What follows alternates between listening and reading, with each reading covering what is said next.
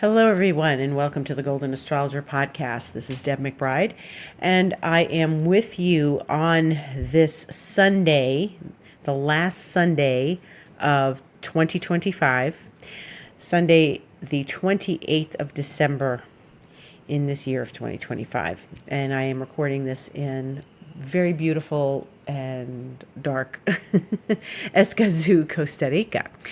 And lots to say this week. So the big news is the full moon at the end of the week and the Mercury transition, the transition that Mercury is making.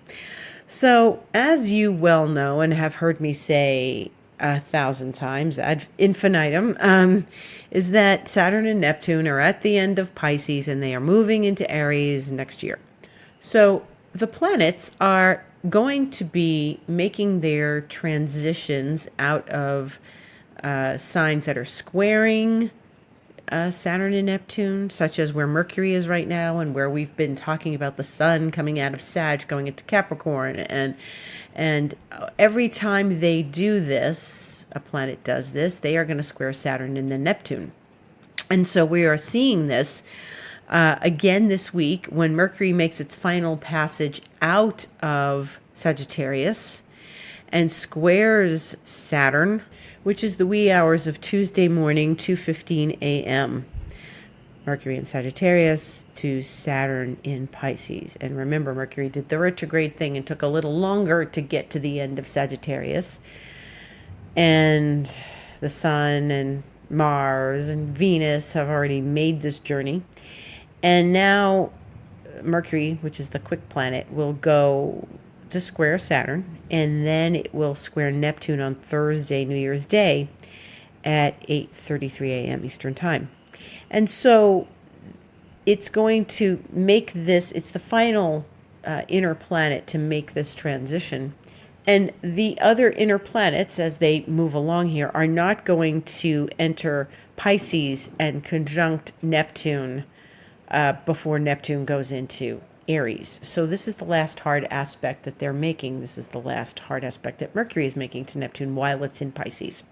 Okay, so this is all about the energy of, well, we're finished with this over here, but we're not quite there yet over there. Okay, so there's the in-between. We're in this, again, liminal place, as all of 2025 was, and early 2026 will be until at least Neptune makes that transition at the end of January.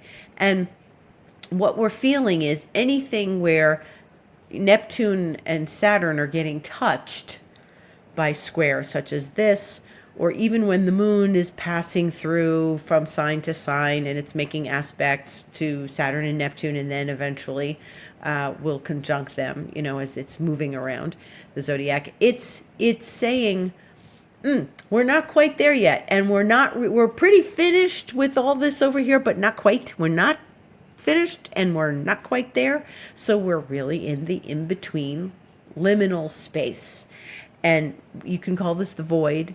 You can call this the in-between. You can call this the transition, but that's what it is. And that's what it feels like, because we don't really know what is coming next exactly. We have a feeling. I can give you some descriptions, but we're not talking about the past anymore. This is now becoming yesteryear. So we're not out of yesteryear, but we are not in tomorrow yet either. So Neptune is, getting Mercury, and that's the last aspect Mercury will make before it goes into Capricorn, and that will be hours later. So Mercury will square Neptune, like I said, 8:33 a.m. on Thursday, and then go into Capricorn at 4:11 p.m. on Thursday afternoon.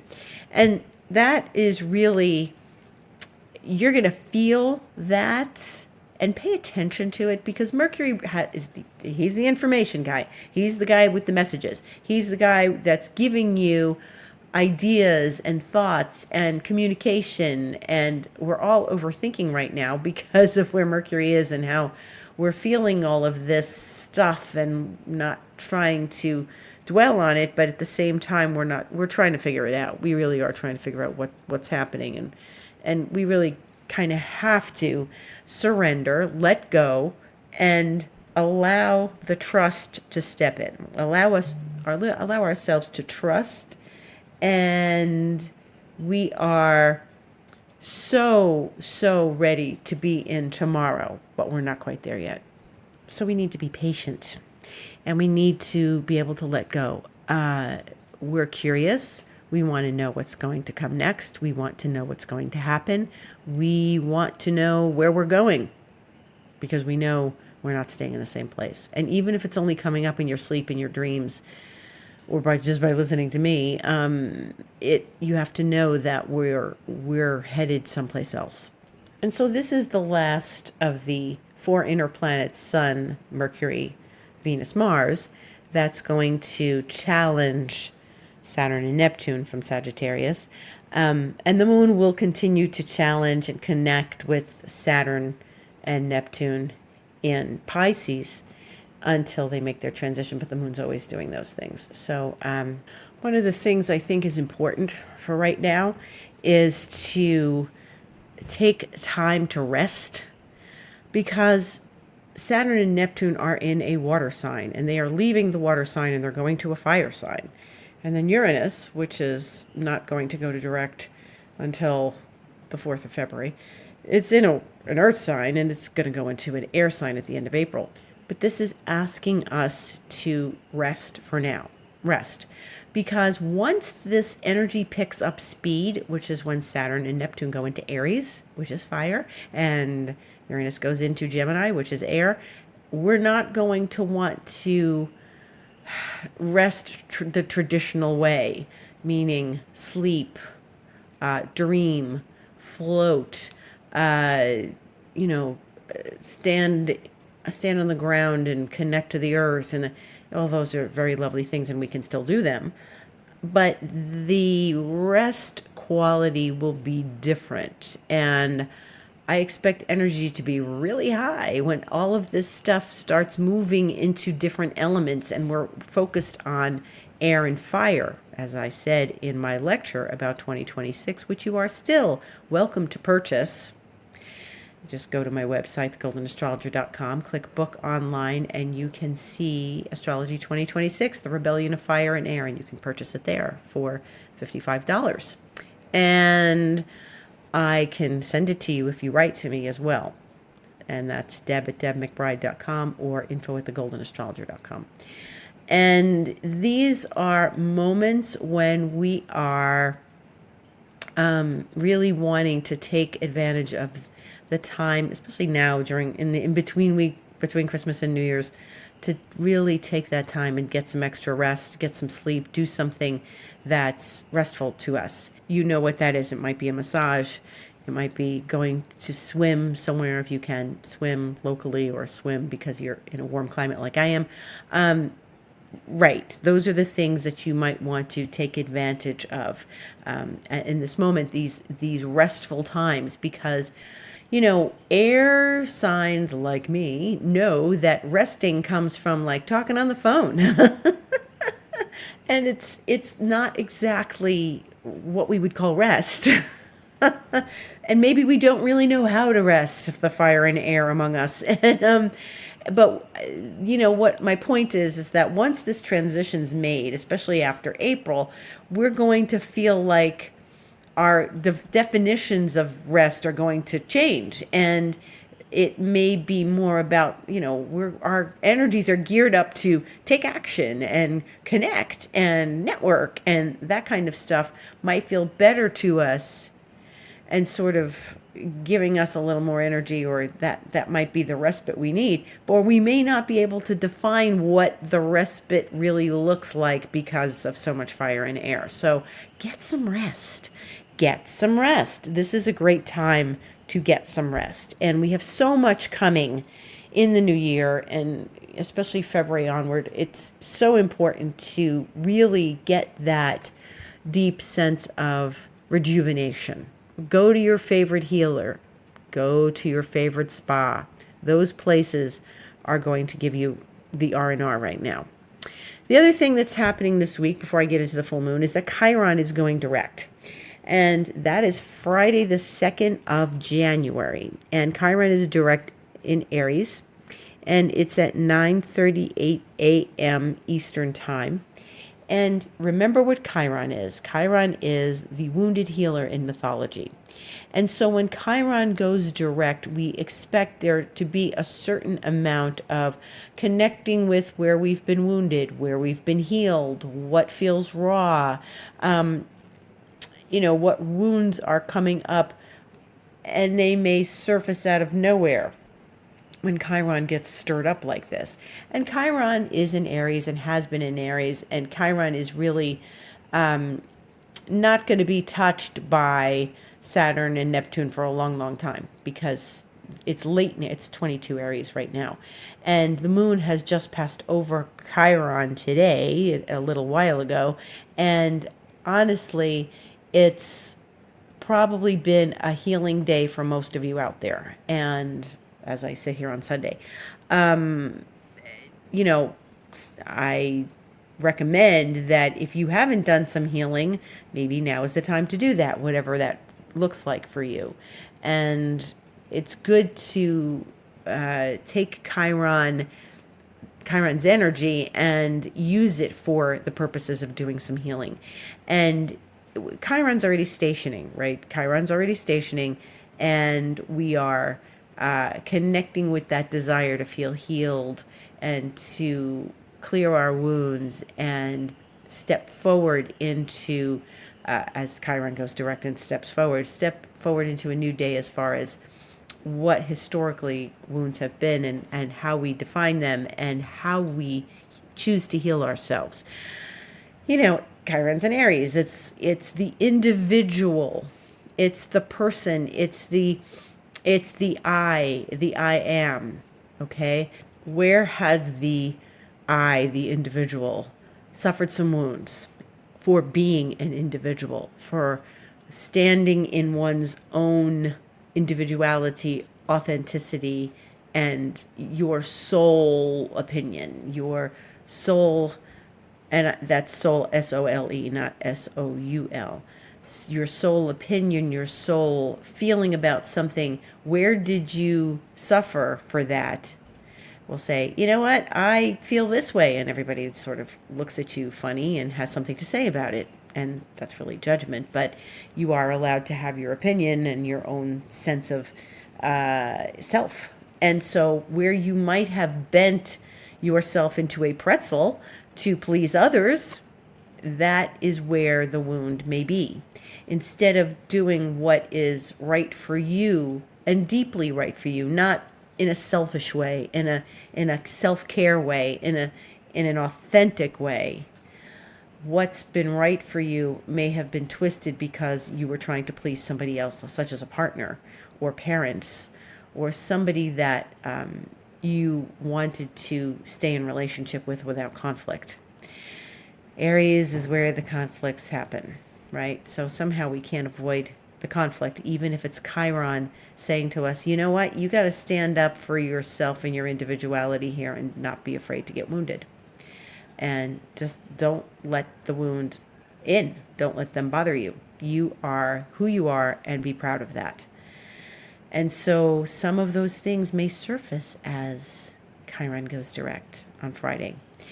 And so just be aware of that and work with that. And any place where you feel you want to get a good healing in, go do that. And, where is the end of Aries in your astrological chart? Where's 22 Aries for you?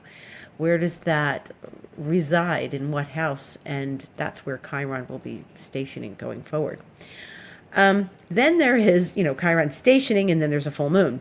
And the full moon is also in cardinal signs. It is naturally, the sun is in Capricorn, because that's where we are right now. And the moon itself, the full moon, will be in the sign of Cancer, of course, because the full moon is always opposite where the sun is, the position of the sun. And so they are at 13 degrees. That will be a full moon, 13 degrees of the sign of Cancer. And it is happening at 5:03 a.m. Okay, on Saturday the 3rd. Now, this is not any old full moon in Cancer. First of all, the moon rules Cancer, so it's usually powerful. But remember what I said. Everything was marching out of Sagittarius and into Capricorn, right? And so by the time we get to this full moon, the sun is almost halfway through the sign of Capricorn. And so it'll be at 13 degrees, right? Because halfway is 15. And so what do we got? We've got a pile of planets in Capricorn opposite the full moon. Now, they won't exactly be opposite the full moon at the moment of the full moon completely, but they are all sitting there waiting for the arrival of the moon in opposition. And so that's Mercury, Venus, the Sun, and Mars. Now, the planets that are closest to the full moon in opposition, they're close to the sun, is Venus and Mars. Venus and Mars. Mercury is set back because Mercury has not been in Capricorn long enough at that point. So remember, it's going in on Thursday. The full moon is on Saturday. Mercury's only at 3.5 degrees of Capricorn. But that moon is going to oppose Venus, the sun, and Mars. And obviously the sun, because it's a full moon. So it's highlighted. It's not just any old moon opposite Venus and Mars. It's a full moon. And so this brings a relationship-oriented theme into this full moon. So what does that mean for us? Well, first of all, at 13 degrees, Venus will be at 13 degrees or 12-ish and close to the sun. And really, Mars will be on the other side of it at 15. And so really the moon is going to, oppose Mercury first before that. That'll happen on Friday. And then we'll move into opposing Venus on Saturday. And this is all happening in the wee hours of the Eastern time zone. So it'll, trigger Venus, trigger the sun, trigger Mars. And this is all, happening when you're sleeping in that region of the world. Now, of course, if you're in Europe, this is going to happen in the middle of your day, and that's just fine, right? And so Venus will get the opposition at 3:40 a.m.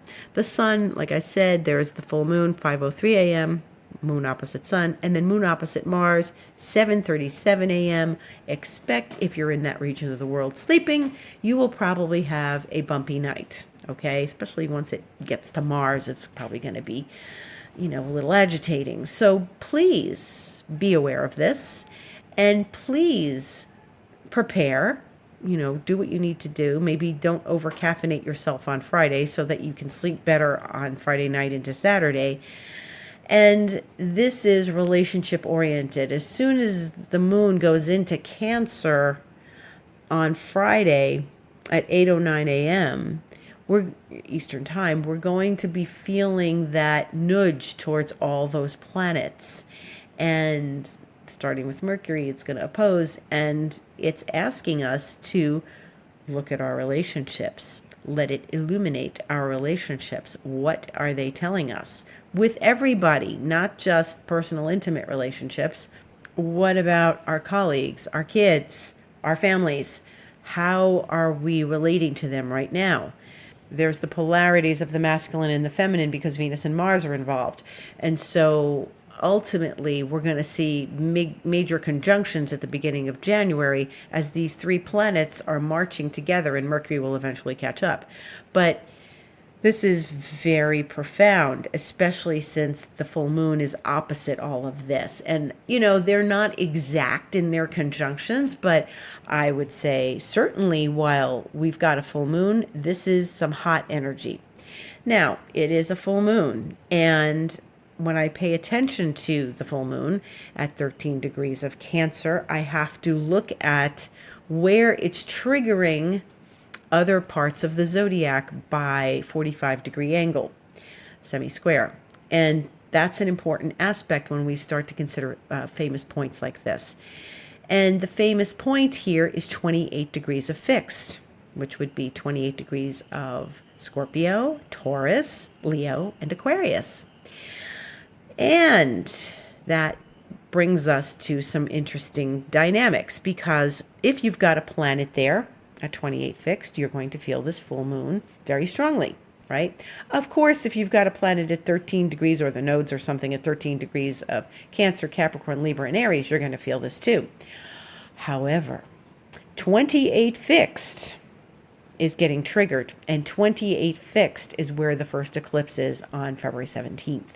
So I'm wondering if we are going to see some eclipse foreshadowing, shall we say, highlights, shall we say, information that provides us with a glimpse into what could potentially happen in February when we've got the eclipse and 3 days later we have Saturn and Neptune exactly conjunct at the world axis. So I'm very interested in seeing how this plays out next weekend, okay? The following week, which we'll get to next Sunday, the 4th of January, we'll talk all about how these planets, Venus and Mars and the Sun, are going to connect with each other during that week. But suffice it to say, now we can start to get a handle on that energy because of the full moon. And the full moon is a juicy place. It's in the sign of Cancer. We're going to be concerned with security. We'll be concerned with family. We'll be secure in our actions that weekend. You know, you might not feel like taking any risks. Maybe if you're an investor or something, you're going to play it safe and play it cool. Maybe you're going to want to stay home and have guests visit. Maybe you are going to feel like you want to connect with your family on some level. But this is all very Cancerian, okay? And the other planets are in Capricorn, which is business, commerce, patriarchy, responsibility. So, you know, responsibilities around family may creep up. Just the things that you could be considering the next weekend. And then there's also the consideration that our friend Jupiter is in the sign of Cancer, right? So that means the moon is going to eventually join Jupiter, and it's going to make that conjunction to Jupiter at 5:54 p.m. on Saturday the 3rd, after it's all done opposing the planets in Capricorn that morning.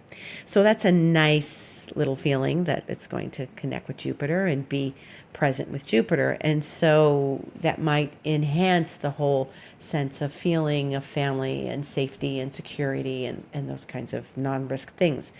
Although Jupiter likes to be risky and it is exalted in Cancer, we may feel we want to take a little risk later in the day. And so what's going to then be interesting is once those three planets, Sun, Venus, Mars, get connected to each other in a conjunction, as they will do the following week, they are going to eventually oppose Jupiter. And that will happen in a couple of weeks, really, from now. Those planets are going to start opposing Jupiter, and that's another whole story, especially since Jupiter is a slower moving planet. It's exalted in its sign where it is right now, in the sign of Cancer. And one at a time, each of those planets is going to oppose Jupiter. There's a lot of activity in early January, which we're going to talk about over the next week and 2 weeks. And so this is something to pay attention to because Jupiter is always expansive. And while Capricorn likes to play it safe and be responsible and dutiful, there may be a splash, a hint of taking a little more of an outward step or risk with Jupiter being in the sign of Cancer and receiving the opposition from all the planets. This is all very interesting. And so I think it's important to stay connected to your feelings because you want to see how you are navigating this Capricorn energy, which is very cardinal. Because we're going to be going into very cardinal energy again. May I say it again, that Saturn and Neptune are going into Aries. So pay attention. January, my instinct, my intuition's telling me January is not going to be dull. It isn't one of those, ho-hum, back to work, it's a new year, all right, let's start at the beginning, you know. And I'm not one to do resolutions because for me, the astrology speaks for itself. And resolutions, New Year's resolutions, and like last year, remember Mars was retrograde? It was only retrograde a couple weeks and we still had it retrograde to the end of February. That's a big reason to not start something new, okay? People might want to start new things, but we're at the end of this big cycle, right? So I'm all for paying attention to the astrology and where it leads you and where it's taking you and what flow you are in when you are working on, what you want to create in the new year and how you want to create it.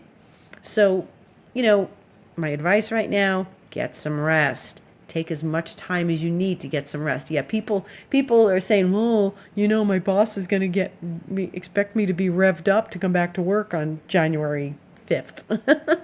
And so you take your rest now, but take some time in the month of January to really settle in, especially if you live in a cold place. It's good to really settle in and get some rest, because you really need this time and really give yourself some time to breathe before we go into something brand new. And whenever you're going to start something brand new, even in life, anytime, you're going to start a new cycle, you're going to start a new job, you're going to start a new commute to work, and, whatever. New things, you want to rest and get your energy up before you step into something brand new, which is what we're doing. So we're starting new this year. We've got January 1st. This week is on Thursday, so we're starting the new year. We're ending 2025 this week. The next time I am present with you on this podcast, it will be a new year. And so we want to take advantage of the energy to rest and recharge now. And recharge while planets are in Pisces, because they really do allow us to do that recharging thing. They allow us to sleep better. They allow us to just sort of find our peace. And peace is an important thing right now. Certainly Pisces is a more peaceful sign. It can be, although I called it kind of brutal a couple of weeks ago. But Aries is definitely not. And Neptune going into Aries, there's the warrior spirit, there's the independence. Then we're going to have them in the same sign as Chiron, which is now going direct, right? So let's pay attention to where peace is for us and define what that looks like for us before we step into the new energies of the new year. And I welcome you to visit with me by setting up a session, an astrology session, which you can do through my website, thegoldenastrologer.com, and connect with me by clicking book online and deciding what session you want to have. Maybe you want a Reiki session that clears the cobwebs, breaks the contracts, clears all the old energies out. You can do that. You perhaps may want something more analytical, in that sense that you can do an astrology session with me. And that's all available on my website. You can also spend 3, 6, or 12 months with me guiding you through these new energies that we need to navigate, right? And that would be under expansion mentoring. And you can always write to me, info@thegoldenastrologer.com, deb@debmcbride.com, to ask me more about expansion mentoring and how we can work together. I wish you a beautiful week ahead and a lovely new year. Celebrate, get some rest, take care of yourself, take care of your needs, do something kind for yourself, do something kind for another person, as it is an altruistic time with planets at the end of Pisces. And hang in there during that full moon. Go out and look at it, admire it, let it illuminate you, and just be present for yourself as we move into this new, very exciting year. Thank you so much for listening.